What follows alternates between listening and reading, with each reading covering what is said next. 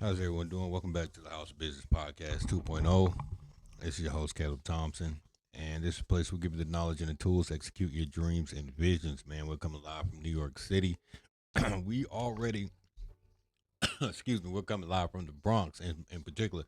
We already recorded this episode in Harlem earlier today while I was at a friend's house, but it for some reason, it just didn't save. We went through the entire thing, but it just didn't save. But we're gonna have another good episode for you guys, especially next week. So we're gonna re-record, and next week, man, we're gonna have a special guest for you guys next week, man. It's gonna be phenomenal, man. You guys tune in next week.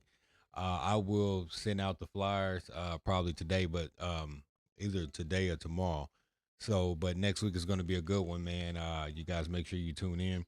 Today's episode is going to be why company culture is your greatest competitive advantage, and we talk about company culture kinda a lot here, but I'm going to tell you something. If you build company, if you don't know what company culture is, I'm going to tell you what company culture is.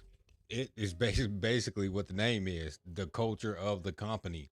So basically, company culture is a set way. It's kind of, well, I'm gonna put it like this. It's kind of like the rule the the religion of the company. I hate to say it like that in such a religious way, but that's basically what it is.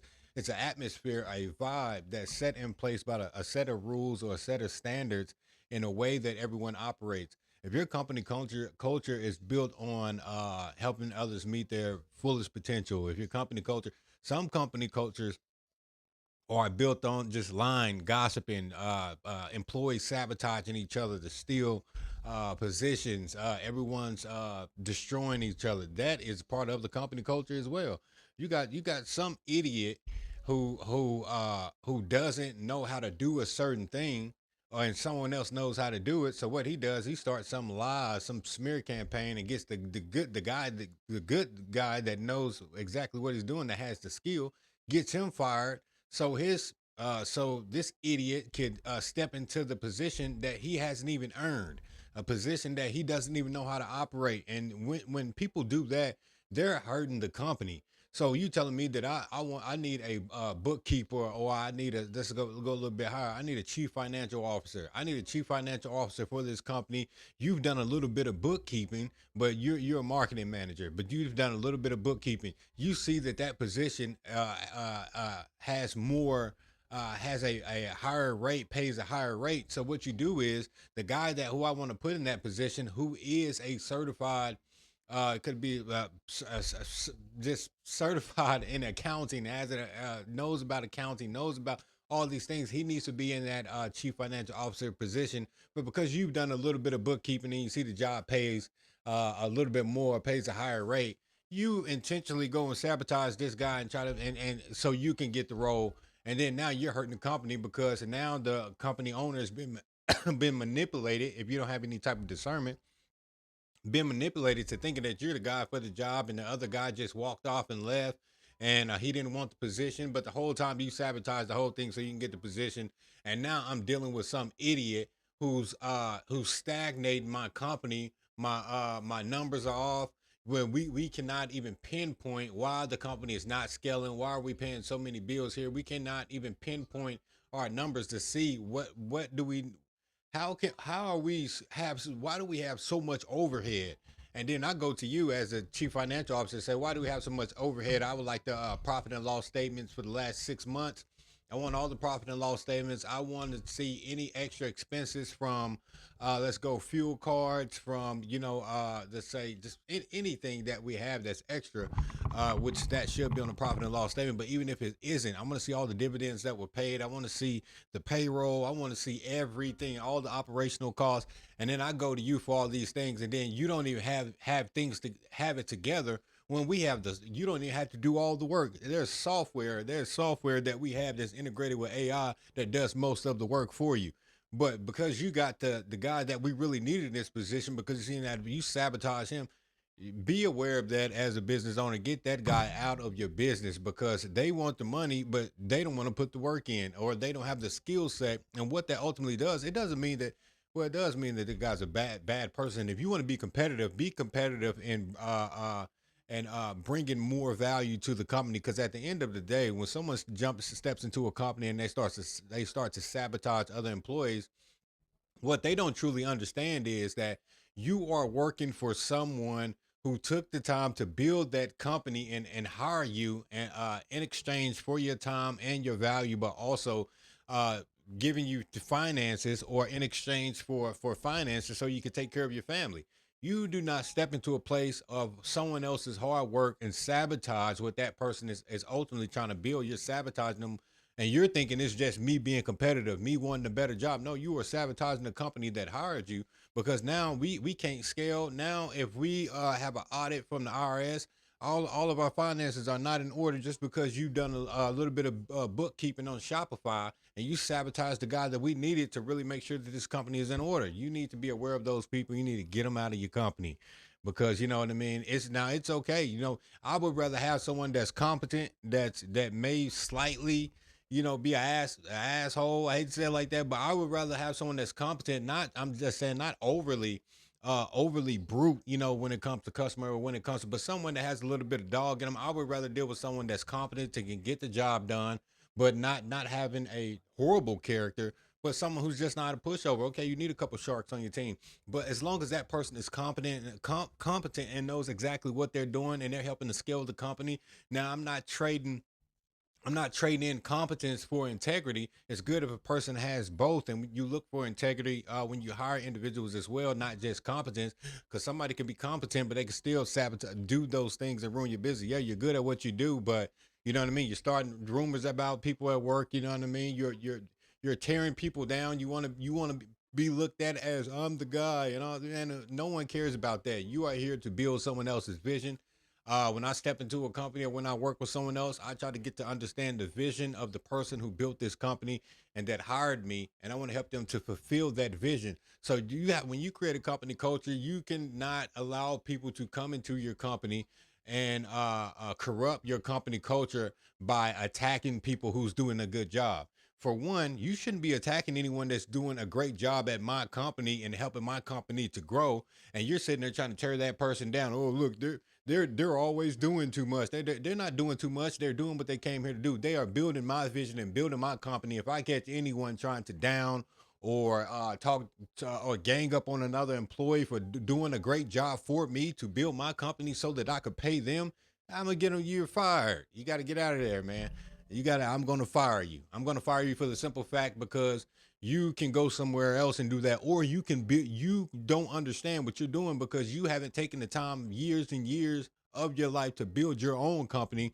And when you get to the point where you do have enough capital to hire other individuals, you are not going to step into my vision and destroy it and stop someone from working for me to their best potential just because you feel a little bit outworked and you feel intimidated. Go to McDonald's, go to Rallies, go to Checkers. You don't have to work here. Go build your own company. And then you can talk to the employees how you want to. But as far as someone coming to help me to build my vision, and I place you in a position of management or a position, you feel a little bit threatened. So you start to target and attack that person. They're doing too much. No, they're doing exactly what I want them to do in order to build this company. We don't have to wait. What could have taken a lot of people 10 years, a year to build, it took them 10 years. You know why? Because of the people they've hired. It shouldn't take you 10 years to build a $50 million company, especially when you have all the people that's competent. Why is there so much turnover? Why every 4 weeks we get another? We have to. We 10 people are leaving the company, and then another 10 people come. The hiring manager is overworked. It's because it's idiots in the company that maybe you hired, or the hiring manager that hired, or maybe they hired some friends or whatever. But you still need to have some type of boots on the ground as a company owner to kind of figure out what's going in your company, because people will destroy your vision just for the simple fact because they don't have emotional intelligence.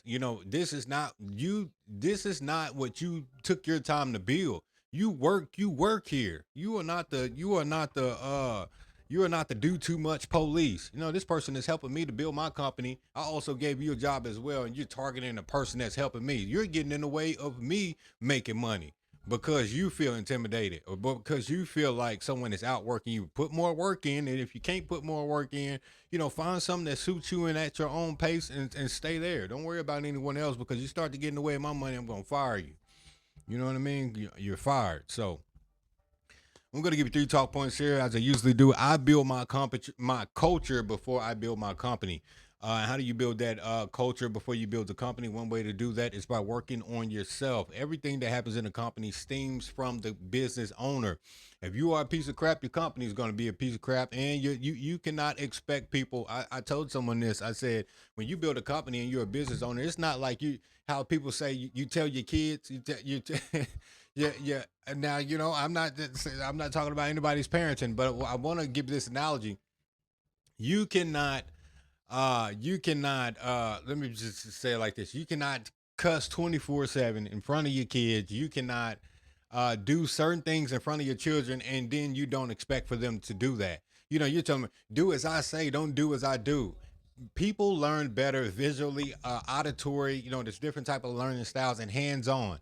But you cannot tell someone to do unless you beat them into submission, unless you put so much fear in them where they still do it behind your back. They're still going to do it. You know why? Because that is the company culture. You are setting the tone and the atmosphere for those things, for that vibration or for that energy to be floating around the house. So it has to land somewhere. When it leaves you, you may be on the phone, but that energy is floating around the house, and that sets the company culture or the tone of the household, whether you believe it or not. If not, do it in another area. But this is the same thing. You can, man. A company is like your household, man. It's like your household, fully your family, your employees are your family, or people that work for you to build a company. But the company culture is basically the vibe of a company, the energy that's placed in of a company. And you cannot tell your employees don't drink at work, but you're the business owner, you're drinking at work. You drinking scotch at hey, someone employee comes to your office, you drinking scotch and doing coke at 1 p.m. You know what I mean? But you telling them this is not a party house, this is not a this and that, but you doing it. You know what I'm saying? So that was for somebody, but you can, and then you're going golfing at two p.m. and we're behind on the deadline. We need to try to figure out what. So you cannot be the business owner just because you have the money, or just because you inherited the money, or just because you have the money, you're able to fund staff and generate more capital. Maybe you have great connections. You cannot expect your company culture to not do what you as the leader has. If you want to do those things, I'm gonna put it like this. If you want to do those things, my second option is this. You don't have to be at the company. Hire someone else to be the face of the company, and you sit back and you reap the benefits, the fruit from your labor as establishing the company, creating operational systems, and you don't have to be at the company. No one has to know. You don't have to bring your personal life and merge it with the company. You can hire someone to be the face of the company, and you can make all the money from the company without you being there and corrupting the company culture if you feel like you're just not a fit. There are some things that I can't do. You know what I mean? I don't, sometimes I really just don't like going off on people. I can hire a guy that can come up the bat for me. It's like this. If everyone should not be able to get to you from a certain position or a certain standpoint, has to be a very big problem for you to get involved. Probably legal, but you still need to hire some legal a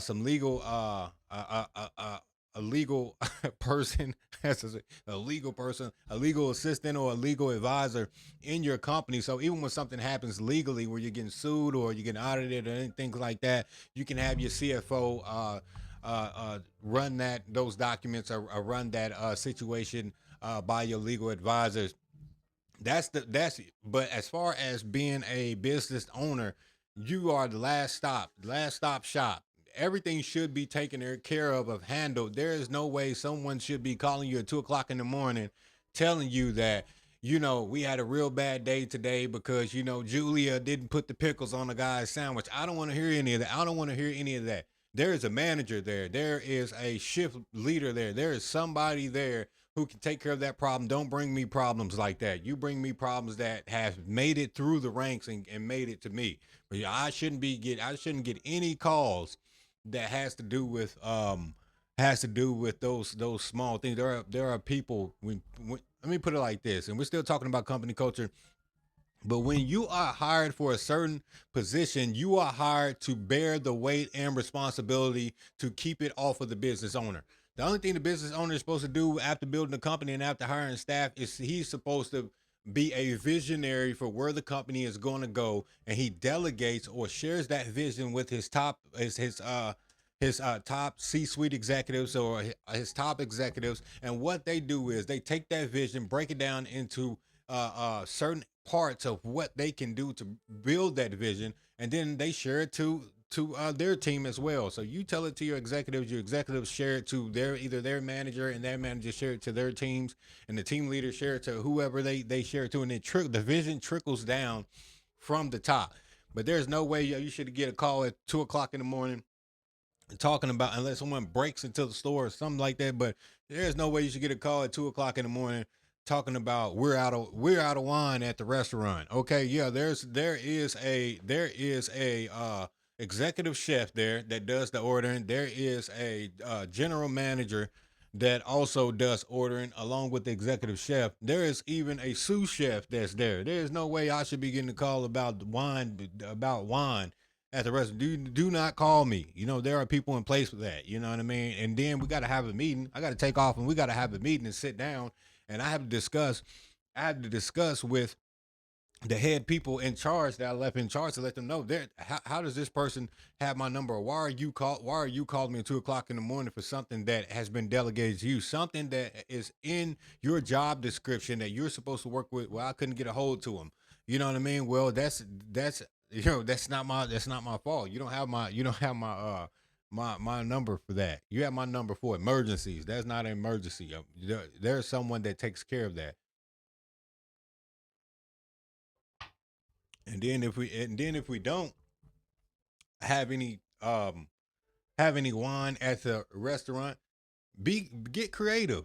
We are having a sale on. Start to point people towards other types of drinks, even though start to say, when we having a sale on this drink, or have the bartender make up a drink, and this three ingredient drink, because we ran out of wine. We want to have a staff meeting to let everybody know, until the wine comes in, we need to, and it should never run out in the first place, not unless you have a wine mixer or something that happens. But anyways, so make sure, you know what I mean, you take the weight off of the visionary for the company, so he can strategically bring a broader, wider vision in order to make more money, to pay you guys more money, and give you more of a raise. Hopefully that's what your bosses does. But I've learned the company culture isn't created by accident. It starts with the values that you choose to lead by. And you have to be intentional about this too. You have to be intentional about how you create your company. How do you want your company to move? But basically, company culture is this: you're not going to find a you're not going to find a let's say you're not going to find a daycare at a biker bar. You know what I mean? There's two different company cultures. When you step into a daycare, there's a culture that's there to say that when you step in, even the environment screams that we're here to take care of your children and make sure they're in the safest hands. You don't have a daycare inside of a biker bar. That's two different company cultures. It's two different things. So a biker bar, you might have it, or a tattoo shop may have a certain vibe to it, and it has a certain company culture and rules and regulations they operate by, and a certain vibe to it. And that's the way that they run their business. But it has to align with who you are, has to trickle down from the owner of the company. So when I create an environment where well, I like to create an environment where I want people to stay and grow. If you treat people right, they will retire with your company. If you treat people right, they'll stay with you for 30 years. You know what I mean? And some ways to do that is you have to continue to help those individuals to learn team development. Probably taking them to seminars and things like that. So you have team development days. Yeah, guys, go out and and other things that you guys could do. Check out a hotel, have a seminar there, have a company event there to blow off some steam. But that shouldn't happen till later on. But if you're just now building a company now, you're worried about company culture. I want to kind of back it up, but I do want you to understand that I do want you to think 10 years from now, 20 years from now. But if you are not at that point, if you have started with a Shopify store, you need to start thinking: do I want to stay here and just expand online and diversify my entrepreneurial portfolio by having a Shopify store and a store, and create a hybrid? Or would I like to have 30 online stores? I have multiple online stores as well. But you need to figure out exactly what you want to do in a way that you can balance your schedule and do that. And sometimes you don't need to create a company culture. The only time you really need to create a company culture is really when you have a brick and mortar. When you have a brick and mortar place, of course, people are going to be clocking in, clocking out, and coming in. But I ran multiple e-commerce stores, and I had certain VAs. I had employees from India, Nigeria, Pakistan, the Philippines. So once we have a group meeting and we're talking about our meeting, that does you do have a company culture, but individuals are not at physically at work when they come in where they have to sit down at a desk and build a vision. So our company culture is basically within that short period of time that we just talk about the objectives and what we want to achieve and what each individual can bring to the table and making sure that we can achieve those objectives. So it's not like so a company culture is really needed when you have a brick and mortar. Other than that, running an online store, having those short meetings is like dropping your kid off at grandma's and picking her up. You know what I mean? Dropping off at a babysitter and picking them up. You don't have to have them all day. I'm not saying I'm. That's what I'm saying. So it's like a leave and go. You guys touch bases, and I also encourage your employees as well. If you run an online business as well, and you guys do have those meetings, well, it will set the tone to look.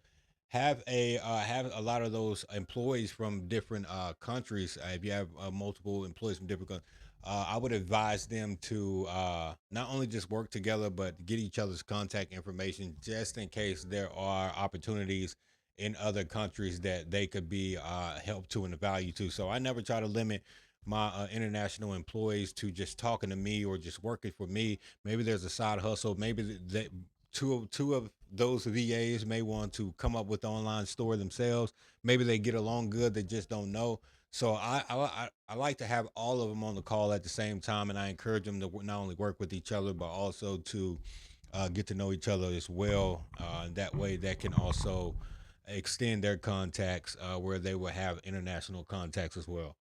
But but you want to create a company culture where people want to stay and grow. So I really realized that, you don't have to just work for a paycheck. You know what I mean? People like to stay where they feel valued. Have you ever been in a relationship before and you just like, man, I'm doing everything I can. This person doesn't don't care about anything that I'm doing. That's how it is when people come to work. They feel like they are in a one-sided relationship. I'm coming to work. I'm bringing my value. I'm doing my 8 hours. I'm bringing my skill set. I'm working my butt off, and I feel like there's no incentive. You know what I mean? We don't even get seasonal thank you cards. We don't even get a gift card on Christmas. We don't even get $100 bonus on Christmas. I come in. I've been working here for the last 5 years. When people feel undervalued or not valued at all, they will cut you off, or they will leave, or they will take their value somewhere else. And sometimes people are scared to take their value somewhere else, but that doesn't give you a right to mistreat your employees that you know that's not going to leave just because they need to pay bills and this place is comfortable. That feels like a trap. You want to make sure that you do not trap anyone because they will bring that misery into your company, and ultimately, a bad attitude in the company is just like a disease. It will slowly but surely start to infect the company culture and everyone that works with that person. So, either try to fix it, and one way to fix it is always giving work incentives. One way to make sure your company culture stays exactly it's going to change over time with the different personalities, but make sure there are some non-negotiables within your company culture. And one way to keep enforcing it every time you have a meeting, every time you discuss, keep reinforcing the company culture. What values you built the company on? What are you looking to achieve? What do you guys stand for? I don't care if it's like a slogan you guys have at the company, with integrity for the people. I don't care. Keep reinforcing that if that's a slogan that you guys stand by. You know what I mean? Keep reinforcing that, and that's one way to do it. Also, another way to enforce company culture is by making sure that you give incentives. When someone does a good job, man, let them know. I don't care if someone else gets mad. Oh yeah, I did that 3 times, but they never see me. Just keep working, keep putting the work in. and start to value your employees. Not only by, man, a great job can go a long way, whether you know it or not. But make them feel valued, respected, and supported. A healthy company culture. What I mean by saying healthy, and we're gonna get out of here in a minute, but what I mean by saying healthy is it's okay to have competition at work between your employees, but it has to be healthy. What does healthy mean? Good, healthy, fun. Not where there's some silent competition that this person is secretly hating on another person and trying to destroy somebody else.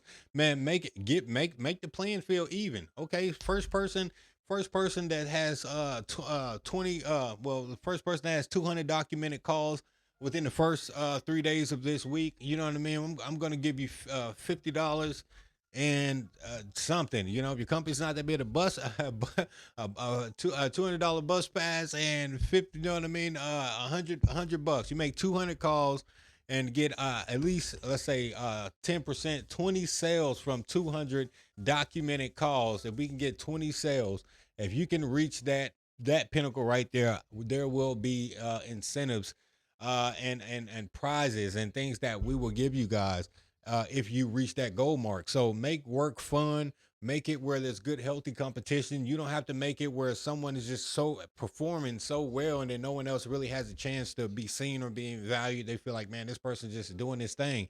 For one, they need to congratulate their colleague. But if they can't, you also want to get other employees involved to help push them to their fullest potential. And if someone is outperforming everyone else and no one seems to can beat this person, what you need to do is, instead of making that, because that person will become a target and the other employees will target that person and make it hard for him to perform at the level you need to for him to perform at in order to grow your company. So what you need to do is you need to remove yourself from that a certain position, move his position because he's proven himself where he can be an inspiration and be a leader and tell the story or tell the system that he uses to be where he is. And that way you can keep him from being the target and being pulled down and stopping his production at work. And just remove yourself and and give him that position of that floor because he earned it. um it is good. Healthy company cultures encourages trust, you know what I mean, collaboration, accountability, and continuous learning. You got to continue to learn. Employees who believe in the mission are more likely to give their best effort, which they do. And when people thrive, the business thrives. A lot of people feel like, man, you know why things aren't working out, because you're mistreating people. You know what I mean? Just think about if you came to work, if the coffee was always hot, people are smiling, people are all making money together. Everybody that works for me within the first 16 months, I want to make you rich. You know what I mean? Would you want to everybody that works for me? I want them all. I want every last one of them to be rich. I don't want to work with no one that's making $30,000 a year. If you work for me, you're gonna be rich. Everybody's gonna have their own money. Everybody's gonna even while working for me, each employee that I have, even while working for me, we are going to be working out a plan for you to create generational wealth. Yeah, you can still work for me, but we still need to get you a franchise that someone else can run. You get your two Kennedy's fried chicken, you make enough money. I'll pay you enough money. Go get you two Kennedy's fried chickens and something, a store that already has a franchise, already has the business operational systems. You don't have to build it from scratch. You don't have to go in and get the logo and the LLC and build it all the way from the bottom. What you can do is go into franchise. Go spend the 40, $50,000. You know what I mean? Get you a franchise. Everything, the way that you cook the meals, the way that the menu was set up, it's already done for you. So hire some people, train them. Hire someone to train the people who's already worked at a Kennedy's Fried Chicken. Maybe somebody just got laid off and they used to work there, but they know how to run it. Give them the position as the manager. Let them train individuals. Hire you a hiring manager and remove yourself from the business. Just check on like I said, the profit and loss statements. Make sure that everything, all the numbers are together. Make sure payroll is together, and you can hire someone for that as well. Create you a holding company to own that company, so that company won't have to be in your name when it's public record. So you could be making money without people even knowing that you're making money, but if you work for me, I want you to feel value. I want you to thrive. You know what I mean? I don't want this person pulling you down and you're trying to worry about. That's why companies don't grow, is because they're not valuing their employees. They're not paying them enough money. You know, I'm coming in working like a slave, and I don't even get a Chico stick. You know what I'm saying? I don't even get two peppermints and a butterscotch. By the time I pay my cable bill, I gotta come right back to work and do the same thing all over again. I don't even make enough money, and I'm coming in here working like a dog. So you don't want to do your employees like that. And even if it is a minimum wage job, you at least, if you have a minimum wage job, just say, man, you went into franchise, you got a Dollar General. I got Dollar General. There's only so much you can pay in state, state for this particular job. Okay, that's okay. But people that work there know there's only so much that I'm going to make, because this is not like a big corporation. It's a big corporation, but not when you've been a franchise owner. I only can pay my manager so much within this certain bracket. But what you can do for those employees that work those minimum wage jobs or those certain jobs that has a particular budget, you have to make sure that you give seasonal gift cards. You have to make sure that the employees feel value. You have to make sure that you have to do those things on the holidays. I don't care if somebody from corporate gets the name of every employee that works there, send them $100 extra on their check, and make personalized cards from corporate, from the owner, basically letting them know, man, I know you guys' name. I appreciate you guys working for me. You know what I mean? Make it more personal, because for one, they're making minimum wage. They know that, but they need to still feel valued. And you don't want to make, and also you don't want to cripple individuals as well. If they ever feel like that they are made for more or want to do more, they don't want to just work there their entire life. Help them to reach where they're trying to get to go to. So if someone is working for me, I do want you to also, even while you're working for me, I do want you don't have to stay there. You can gain the skills, the knowledge, the understanding that you need to operate in a certain position, and then you can take that and go and build your own company, and we will help you. We will help you with the business plan. We'll help you with the target market strategy, the pricing strategy. We will help you to understand the demographics, the psychographics, the lifestyle of the people you're trying to target. We will help you with location, the best location. We will even help you with GDP, growth, domestic product, the growth domestic product, or if you're trying to go into investments, you're looking for a specific place you want to go, but you want to know, is this economy booming? What's the crime right here? We'll get you the GDP. We'll get you all the information that you need to make sure you can succeed after leaving our company. Long as you don't leave our company on a bad leg, and even if you do, we still want to make sure you succeed somewhere else. But the goal is that everyone that works for me will be rich within 16 months. And if not rich through us, and I mean not me paying you $1 million, but you gaining me paying you enough that if you wanted to start another store or start something else, you can do that with ease and make money on the side while still keeping your regular job, and teaching you how to fully fund that. And while you're being led, you can also be a leader in your own business ventures as well. So that is the goal with working with TSG Global Resource Management Group. So you guys can do that. This is kind of long, so let me cut it off here. But talk point number three: use company culture as a competitive advantage. Positive culture improves customer service, strengthens teamwork, and drives long term performance. So, man. I hope you guys enjoyed this episode, man. This is the House of Business Podcast 2.0. This is your host, Caleb Thompson.